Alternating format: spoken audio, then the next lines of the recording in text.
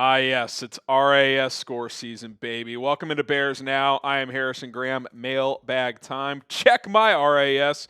Huh? DM me. Check my RAS. He says, if the Bengals decide to trade Trey Hendrickson, should the Bears jump in on him? Yeah, the Bengals got some things to figure out. T. Higgins has been franchise tag.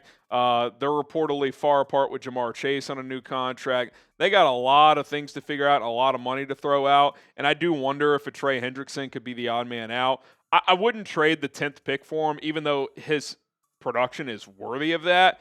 He's going to be 32, I think, at least 30, maybe 31. Either way, he's on the wrong side of 30. Would I trade one of 39 and 41 plus another pick, maybe like a future day 2 pick? I'd probably do that, but I don't think I'm in the business of trading the 10th pick for a guy who's on the wrong side of 30, even though he is unbelievable. He's had 3 years in the last 4 of 14 or more sacks, including back-to-back 17.5 sack seasons. He would solve problems for your defensive line in the short term. There's no question. You could bring him in. He's got 1 year left on his deal. Maybe get him a 2-year extension. So you're kind of looking at a 3-year window with him to kind of align with Caleb Williams' rookie contract. So it makes some sense. I just don't know if I want to give up a first-round pick to do it now.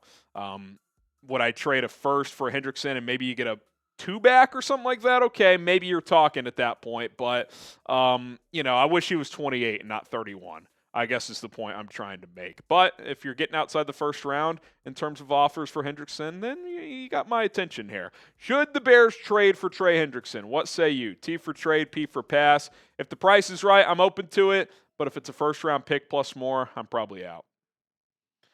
All right, M. Xavier with the super chat. Is there an offensive line player we could trade for? Yeah, I think the name to monitor is Joe Jackson with the Rams. They're letting him seek a trade. He signed with L.A. after some good years in Detroit with Ben Johnson.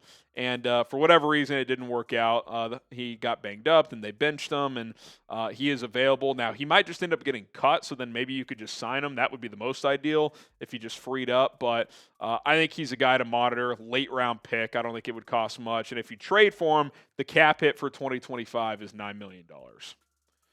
Papi Chulo sits. Jeanty is a top blank running back in the NFL. I mean, it's hard to say day one, but I think there's a chance he could be a top 10 back. If not his rookie year, by his second year. I think he's that gifted. He's got some of the best contact balance I've ever seen. Is he ever like a top 3 back in the NFL? It's hard to say because guys come and go. Like, how much longer is Saquon at the top of his game? Is McCaffrey already out of that discussion after being banged up last year? Is Derrick Henry doing this forever? I think he's got it in him. For how long? Who knows, right? Like, running backs, some guys can do it at a high level for 8 years. Some do it for like 4 or 5, like Zeke Elliott, and then they fall off a cliff. So it really just depends. But this guy, I think, is special. I don't think he's Saquon, but I think he's in the Bijan Robinson tier. I really do. He can catch the ball. He can block. His contact balance is terrific. He's a patient runner. He's got the explosiveness to give you 40, 50-plus yard runs. I think he's a complete back. And, I've come around to the idea of taking him at 10 if the offensive line is in a good enough spot when you exit free agency. So we'll see how that shakes out. I think top 10 running back as a rookie is very much on the board. Top 5 at some point, I think that's possible. All right, we are sponsored by Rocket Money here on Chicago Bears Now. Listen, my wife and I have been using Rocket Money for a couple of years because we got expenses, man. We got house mortgage. We got car payments. We got all kinds of stuff we're paying for. When you have for parents out there, there's always things you're spending money on, whether it's daycare or sports or whatever the case may be. And Rocket Money being a personal finance app that can help find and cancel your unwanted subscriptions, monitor your spending, and help lower your bills so you can grow your savings has been huge for us because, in the future we want to buy a bigger house and we want to save money for college and all that stuff. And you got to scale back where you can. And canceling those subscriptions that you're not even using is the easiest way because, you're probably spending close to $300 per month. Don't believe me? Sign up with Rocket Money, sync up your bank account. You're going to see just how much money you're spending on a monthly basis. I figured I was spending like $100. It was like $285. It was ridiculous. And I was using streaming services that I hadn't used in years. We had doubled up on a couple. Like, we each had the same streaming service that we were double paying for. Just little things that, on a 1 month basis isn't a huge deal, but over 12, 24 months, that adds up. You're losing hundreds of dollars. So get going with Rocket Money today. Lots of awesome benefits to doing so. They have 5 million users and counting, and have saved customers $500 million in canceled subscriptions alone. Members can save up to $740 per year when you use the app's full features. So get started at rocketmoney.com/bears now, rocketmoney.com/bears now. Stop wasting money on things you don't use. Adam Downing is up next. Appreciate the 10, Adam. I thought the offensive roster was above average last year, but watched Waldron wreck it. What positions do you think will be better this year with better coaching alone? I think all the skill guys will be better instantly. I think the quarterback will be better. I think the receivers will be better, DJ and Rome specifically. I think Komet will be better.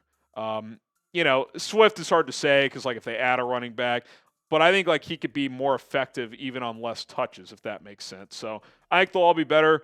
O-line is, it's going to be so many new guys. It's hard to say. I would imagine it's better just because of the coaching. I think Chris Morgan was one of the worst offensive line coaches in the league the last few years. So I really expect coaching alone to elevate this group. That way, if you get a couple of impactful offensive linemen in there, add another running back, I think all of a sudden you could feel like, whoa, this thing could be cooking, especially if Caleb Williams takes the proper steps. Alex Amerling, I'd love to be able to wear my Mack jersey again. I think it's possible, man. I think there's legs to this Khil Mack thing. Now, would I call the Bears the favorites? Probably not. I would still say the Chargers are the favorites because I still think they're likely going to cut Joey Bosa, which means they'd probably make Khil Mack an offer. But listen, maybe the Bears would offer more. Maybe he's intrigued to returning to Chicago. That's been reported. So I think the Bears are in the mix there. I think they're going to want to add a pass rusher, and he's somebody that could fit the bill.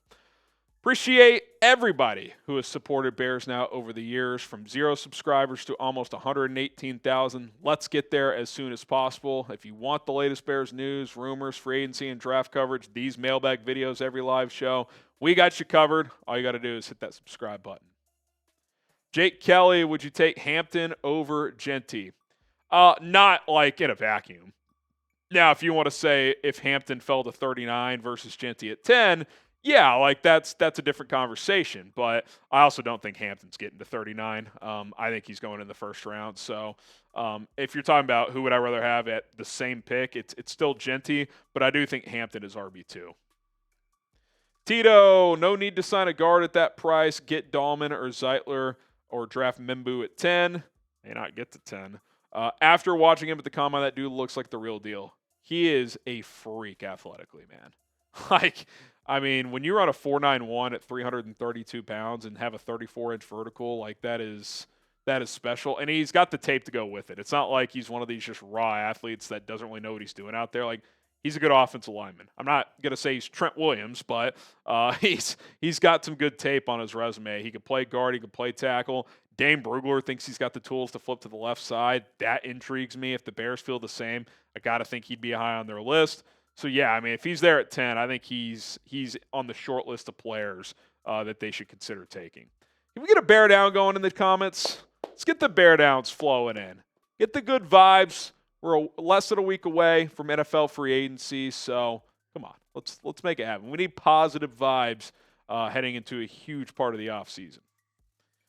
Daniel Atkins, potential tight end targets in the draft to develop. Well, one guy I think is on my radar is Terrence Ferguson, the Oregon tight end. He had a great week. I wonder if he had too good of a week to kind of be in no man's land for the Bears, because the Bears, I think 72 is too early for him probably, but then you don't pick again till 148, 149. So, he kind of feels like a late third, early mid fourth round pick now.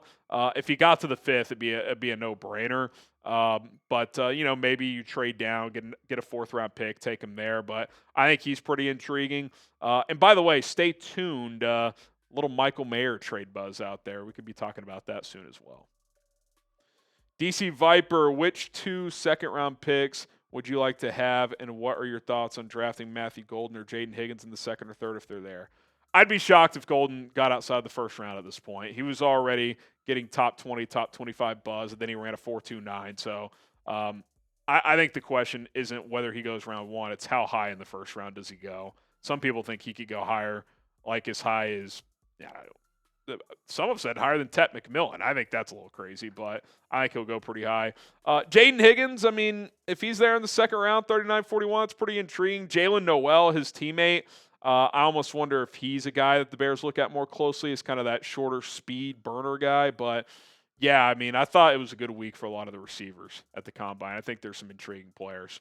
Appreciate all the questions. At HGramNFL is where you can find me on social media, Twitter, Instagram, at HGramNFL.